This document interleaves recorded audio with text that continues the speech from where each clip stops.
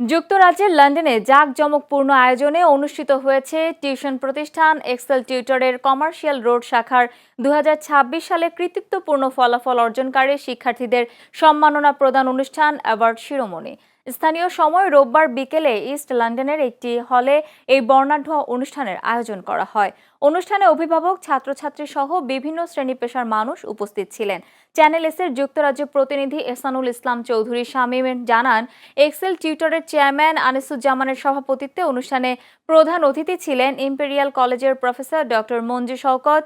এ সময় queen Mary ইউনিভার্সিটির robotics বিজ্ঞানী ডক্টর হাসান শহীদ, প্রফেসর ডক্টর ক্রিস ইমাডিফিডন ও এক্সেল টিউটরের প্রধান শিক্ষক জানাথান ওসমানী সহ অনেকেই উপস্থিত ছিলেন।